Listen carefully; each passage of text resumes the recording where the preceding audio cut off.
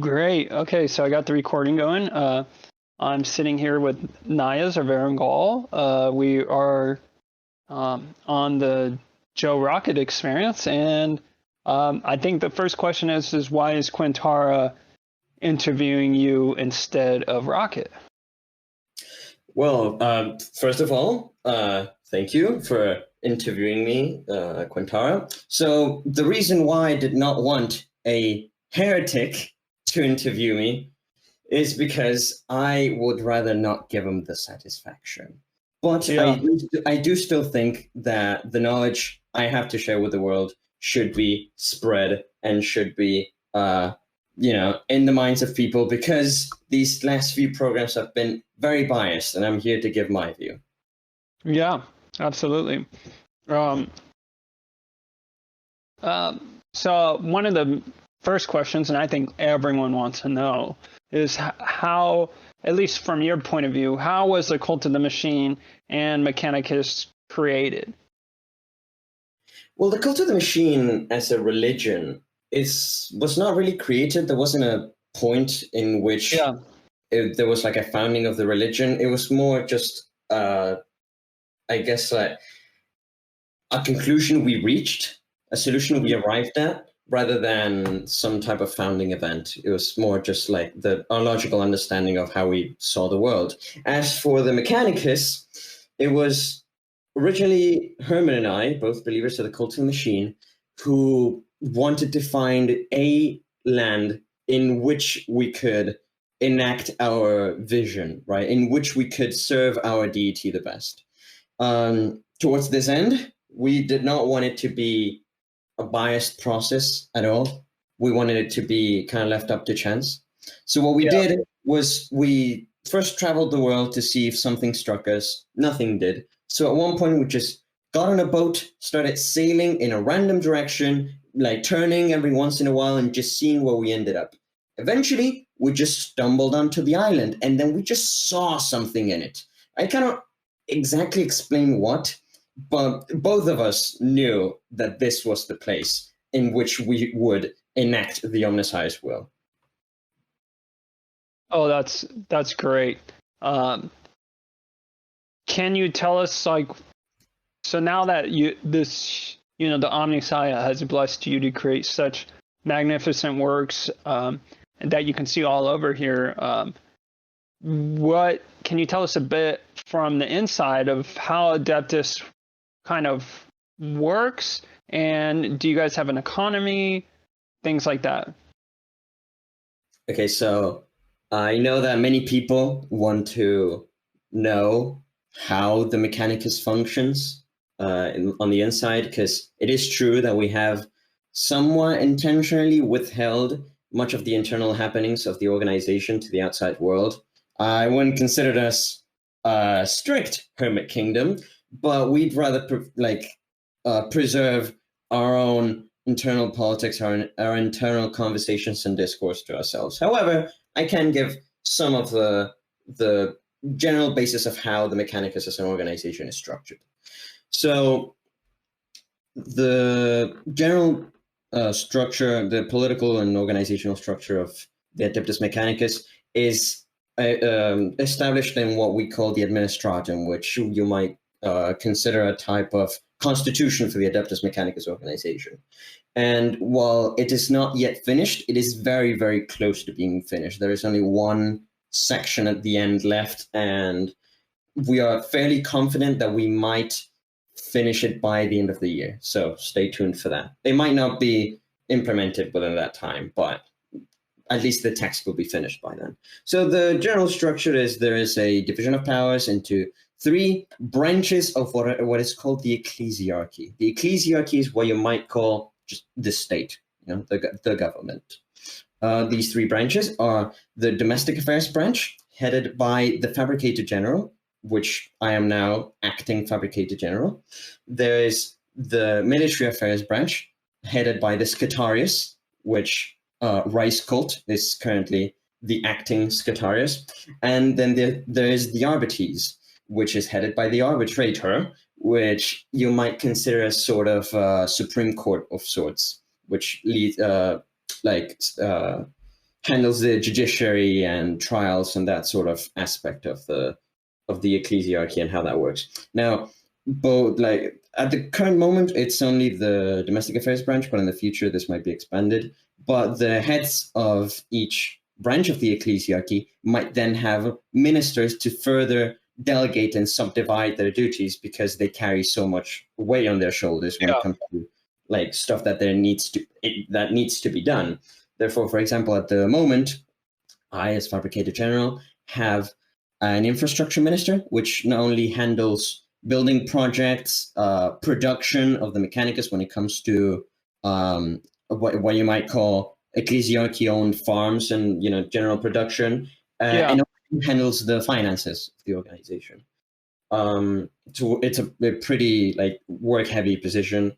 Then I have an ambassador secretary, which handles the diplomatic affairs of the Adeptus Mechanicus. At the moment, that is Tom, but we're looking to have a change soon. And then there's a third ministry called the Inquisition, which handles the prosecution and persecution of confirmed heretics by trial, which we might get later. And that is the general basis of how the organization is structured. Awesome. That's, I think, very detailed, without, obviously giving away any secrets or anything that is only for believers. Anyway, so here are the details about our specific finances. Like, no, I was joking. It was a joke. I know. That's funny. I mean, some of us know more than others, and that's not my place to speak on that. But I do know that, like, I would consider myself a close friend of the Mechanicus and its members. I have a lot of respect for what you guys have created. I have a lot of respect for religions in general. Well, thank you very much.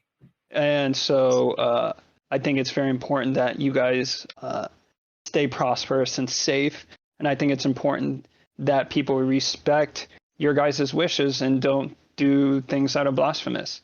Absolutely.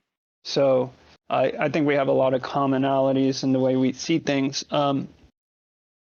One thing we might not have in common is what is your opinion on Freemarks versus, hypothetically, netherite or diamond as currency? Well, this is a very, very big topic. And it is. They had a lot of questions for you.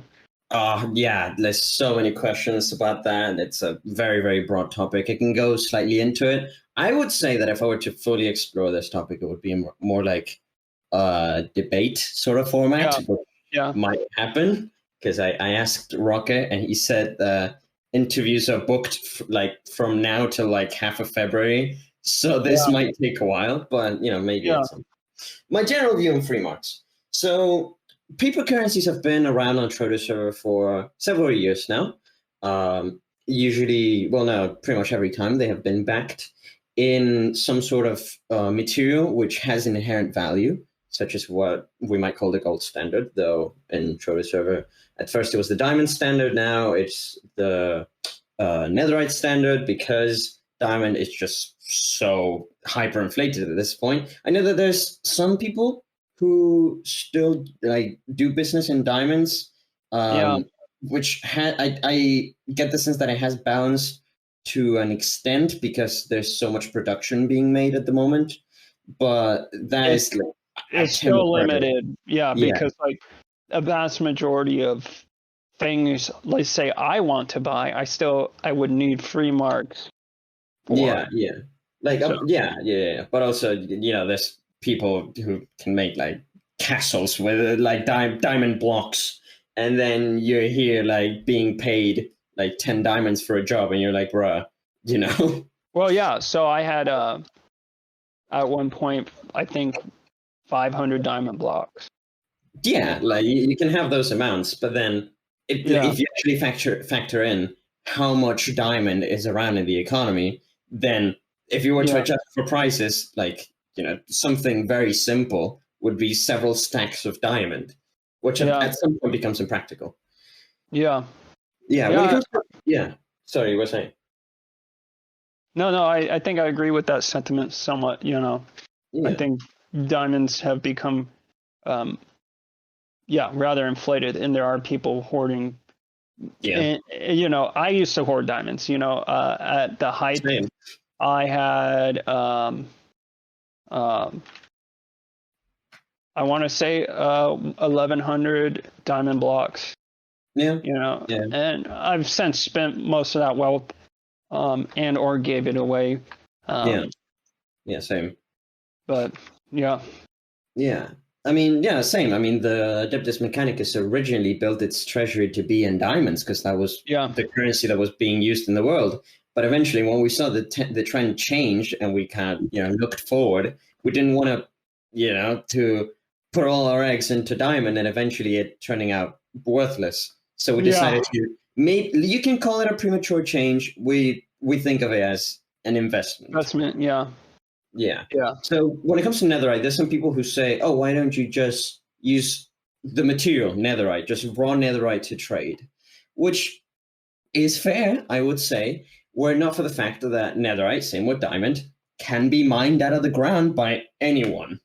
So and some people are going like to extreme lengths to just do that instead of like when they need netherite, instead of uh, earning it through the economy, they just go and mine more, which is in economic terms effectively printing.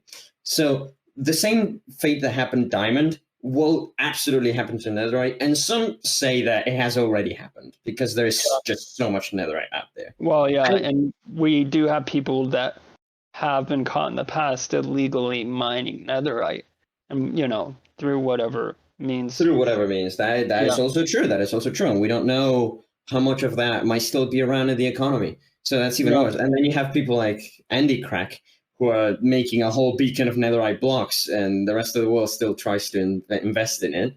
Which I would not say that netherite is hyperinflated at the moment, but I think that it will be in not too far into the future. What I consider not too far into the future is maybe like 6 months. Um, it's but possible.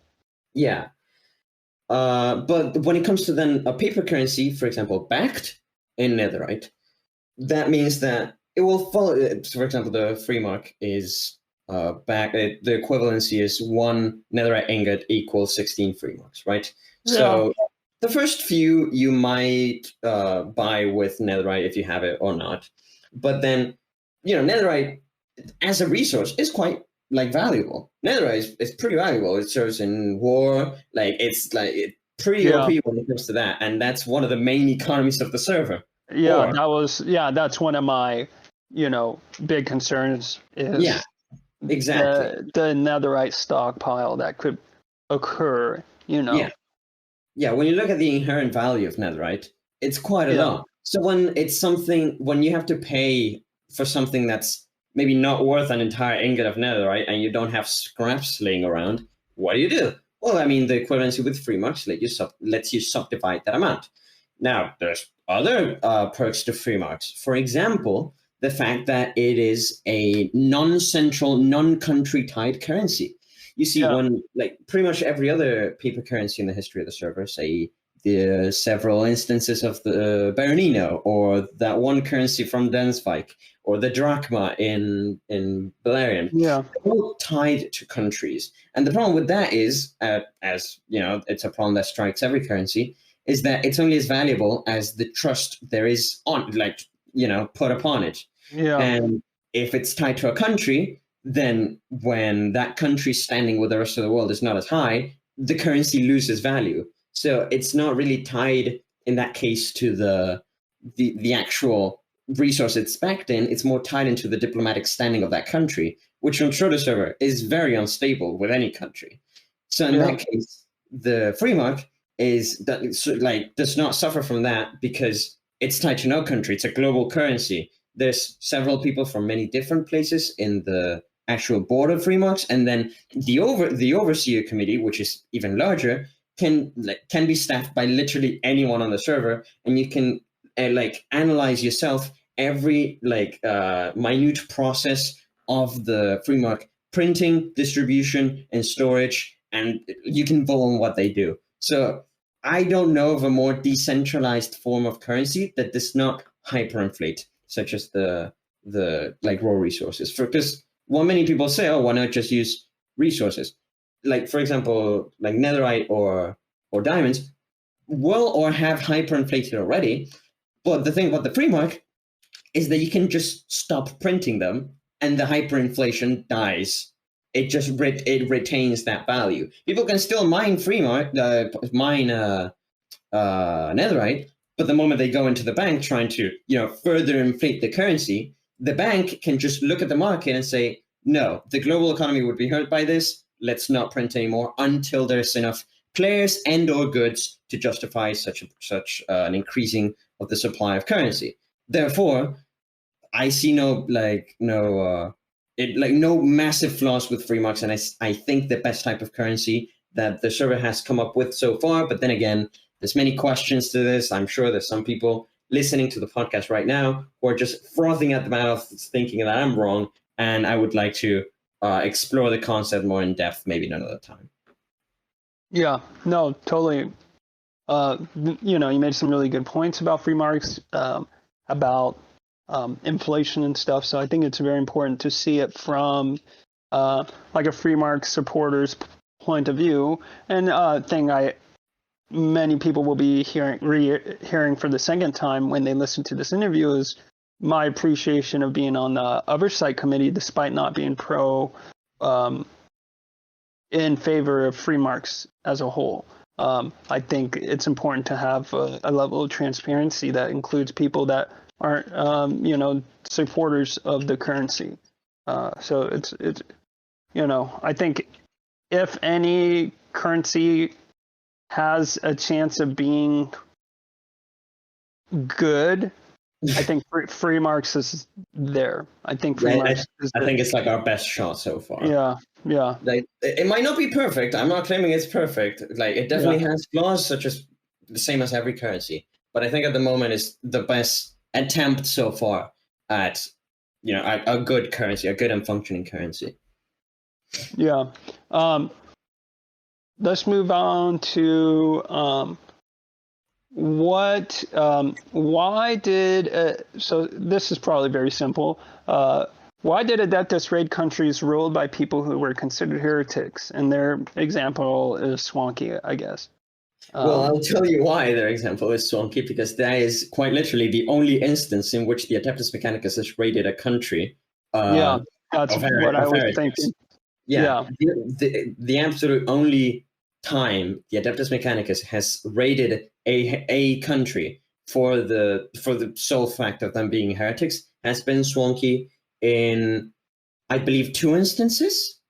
Yeah, 2 instances. At the beginning, just after Swanky's declaration of heresy, and then afterwards with the second offense, which sparked the Battle of Charlotte, which is one of the triggers of the Cold War.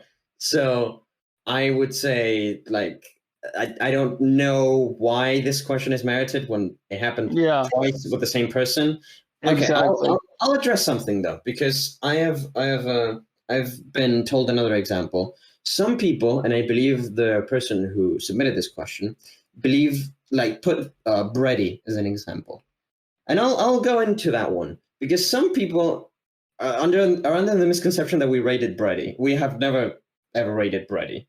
Now, there was this one time, way back when we warned of an attack against one island, like one random island that Brady held. And there's context to this. It's because was back in the time where Chesapeake still existed, and we had never interacted with Chesapeake. They were in the northern map. We barely we're vaguely somewhat aware of their existence, but not really. I was anyway. Like, the people on the Mechanicus probably didn't. But so Brady, who I didn't know at the time, I didn't know who he was, and I believe that most people in the Mechanicus didn't. Maybe Rice did, vaguely. He came into the Mechanicus Island, went into the Sancta Sanctorum Chapel, sat on the Omnissiah's throne, which is already a massive act of heresy. Yeah. Mocked it, and then that posted it all over, announced it to the world. I mean, naturally, we were pretty pissed about it, so we invited him to defend himself in trial, which he refused to do. Now, if we really wanted him to have the chance to defend himself, because we actually respect our own institutions, therefore, we wanted him to come to trial. He refused and then called upon the northern map nation of Chesapeake, which agreed to defend him. Now, at this time, then what we did is we looked around, okay, how can we bring Brady to trial to defend himself? Because this is a pretty big insult to our organization, which was absolutely unwarranted because we did not know the guy. So then eventually, through asking around, we found that he pretty much held no property around the whole server, like no land. But eventually we found this one island, this one random island with nothing, somewhat near the Mechanicus. So then we put an attack warning on it, so at least he would show up, and then maybe we could have a trial. Now, Chesapeake decided to defend his claim, and then they were preparing to have him, to fight for this random island, just to, defend his insult to the Mechanicus, which, as an opening of relations, as a way to open up relations for the new faction, I don't think it's too nice to do. But of course, I mean, we were, it's a religious obligation at this point, so we were, compelled to follow through with it, right? Yeah. So then we got quite massive diplomatic and material support from other countries. Some even pledged to join in, Amark, Estonia, and massive material support from Dansvik, Occitania, and a couple others. So this initial insult to the Mechanicus, this original act of heresy, and the fact that Chesapeake decided to defend it could have catapulted them into World War. Yeah, it would have started a World War for sure. Yeah, I'm not too sure what happened inside of Chesapeake, but I do know that Brady eventually relented and did come to trial. He did not offer a defense in his trial. He did not even try to defend himself. So he was just convicted of heresy, under Section 6, I believe. Association. In the Section 6, Article 1 of Heresy Laws of the Administratum, I believe. It might have been Section 5. But yeah, that, and then, that was that. But we never raided him. He just came to trial. Yeah, I think part of the thing is they didn't realize how much support Adeptus had from non-Adeptus members. So what they see is okay, well, they got 5 or 10 people that might show up. And they didn't realize, oh, wait, maybe they have some old alliances that will also show up, right? And that's when they realize maybe they bit off more they can chew, Yeah, I mean, my main pet peeve with that whole situation is not that they bit more than they could chew, is the fact that they decided to bite first and ask second. Yeah, they did not know what the Mechanicus was, but they just, I guess someone told them that if they did this, they could spite us. So then their way to say hi was just to spite us. I don't see that as good diplomatics. I don't. No, not at all. Yeah, that's just rude. I think we're coming here. We have a couple questions left. One, I'm going to skip one and then go back to it. So, what is your opinion on agricultural machine cultists? That's from Leon. This is a question from Leon. Leon. Remind me who Leon is? I don't know. But the machine cultists, I have no clue what those are. The machine cultists are just people who follow the cult of the machine. That's generally the name that's been attributed to them. Agricultural machine cultists. I don't know exactly what that refers to because none exist. Oh, sorry. Leon is hellish. Hellish. Yes. Sorry. I get it now. I get it. So yeah, no, agricultural machine cultists exist to my knowledge. It had the general idea and I guess religious and legal possibility of something like that has been proposed in the past by both BCA and Hellish, or Leon in this case. And it's an interesting idea, which basically the religiously and legally, it is possible to have a cult of the machine faction with like a faction which follows the cult of the machine, which mainly focuses on the farming of agricultural material, as long as it's within an industrialized setting. So what that means is like what that means in practice is like in farms, right? Industrially produced.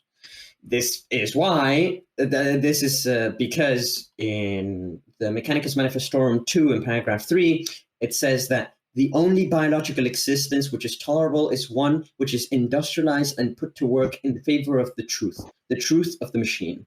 So from this, in the case of like legally for the Adeptus Mechanicus, that led to Section 3, Article 1 of the Heresy Law section of the Administratum, which is the heresy action of organic impurity, which means to increase that, not only increase the amount of biological matter with it, like outside of an industrialized setting.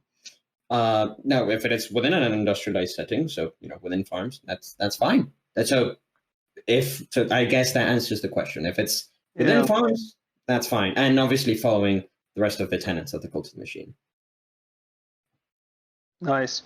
Yeah, I think that answers it very well. Because it's a pretty loaded question. Only like someone from an insider would probably ask. I guess so. So what are the next goals for the Adeptus Mechanicus after the Administratum is finished?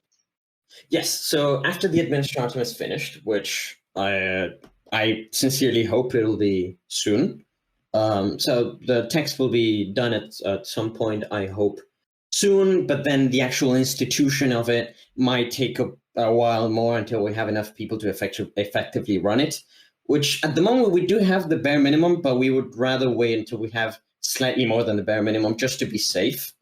But say once that point arrives, then it's like following on to, I guess, like, well, for example, a further objective is what we have like vaguely started to do with the Promised Island, which is basically like purge of organic matter, like, and the one that remains, have it in an industrialized setting. Because if there's any place within the server that we would like to follow the tenets of our interpretation of the cult of the machine, it would be the island we reside, what we call the Promised Island. Like the Omnis has promised us this island, we would like to have it in the best condition that we like can have it. That would be one. The next of it, I mean, obviously, like gaining more converts to the cult of the machine, because if this is like if we're gonna save the world, because that is like our vision of reality, then we would like everyone to be a part of it. We would like to have as many people saved as we could. Right? Yeah. I guess those are two big ones. And the rest of it is like obviously just developed. Like the more industrialized, then as our interpretation of like the current like tech priests is that the more industrialized, the more like metal machines we have within the island, the more production, the more purified the island is, and the more purified our own faith is within like the Adeptus Mechanicus organization and the ecclesiarchy itself, then the closer we will be to knowledge. And of course, the third, and I would say even main objective before and after the completion and institution of the Administratum would be the gathering and preserving of knowledge. Because at the end of the day, that is the single main tenet of the cult of the machine religion, is the veneration of knowledge. And we will continue to preserve it. Yeah, that's great. I think that was all the questions for the interview. I think that the plans that you guys have are well-founded and very. You guys are very motivated to complete this, and I know there's a lot of work ahead of you guys. Absolutely, it must be done. I'm excited to see where Mechanicus goes from here. Thank you so much for inviting me into your place. For those of you who don't know, we are in a special room within Ergo, right? Invicta. Invicta, I am my brains. I'm There very you tired. go. Within Green yeah, color. within Invicta, it's a meeting room. I think eventually it will be changed into something else. So thank you for having me here. I know not a lot of outsiders are allowed in That's these hallowed fine. halls. Always for your And Quintara. And thank you for interviewing me as well. yeah. Thanks Yeah, for yeah. all those that are listening to this podcast. And thanks, Joe Rocket, for setting us up today for recording this. Praise be to the Omnissiah, everyone. Choose truth, preserve knowledge. For knowledge is the only divinity. Thank you, everyone. Thank you.